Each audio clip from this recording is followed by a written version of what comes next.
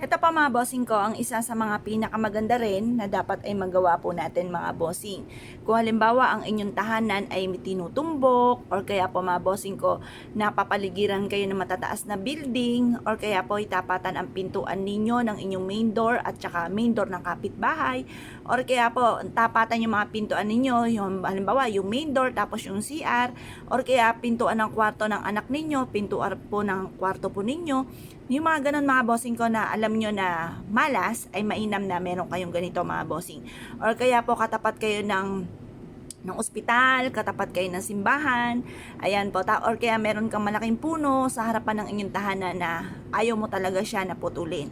Ngayon po mga bossing, mainam na meron kayong ganito. At saka yung main door na katapat ay poso, or kaya po ay main door, katapat ay bangin or kaya imburnal, yung mga ganun mga bossing, or drainage, yung mga ganyan. Ngayon, kailangan nyo po nito. Kailangan nyo lamang na malinis na tubig. Pagkatapos mga bossing ko ay asin, suka, mga bossing kahit anong klase ng suka, at ganun din po ang ating barya. Ang gagawin lang po natin mga bossing ko, maglalagay ka dito ng asin. Dami-damihan nyo na yung asin mga bossing. Mas marami, mas okay po ito.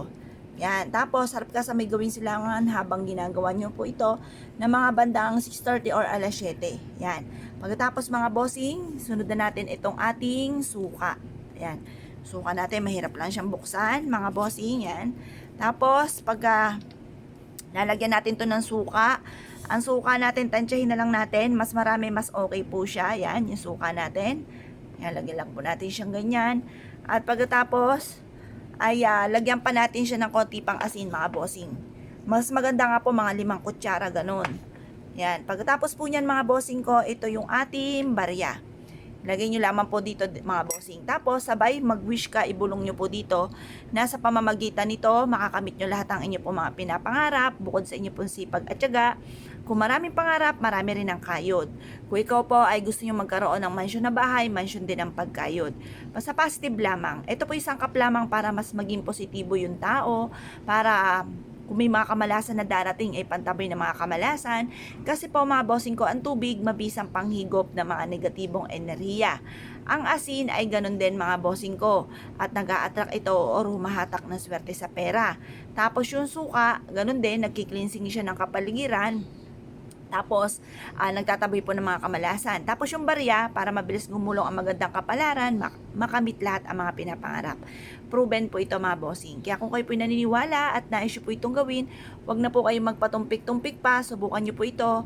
At ito po ay makakatulong upang sa ganon magtuloy-tuloy ang pasok ng swerte. Maraming mga blessing na darating sa inyo once na meron kang ganito, makakatulong po ito upang sa ganon makamit kaagad ang mga pinapangarap. Kung ikaw ay naniniwala at nais po itong gawin, huwag na kayo magpatumpik-tumpik pa, subukan nyo po ito, proven po ito, napakaswerte. Yun lang po mga bossing, good luck po sa inyo po lahat.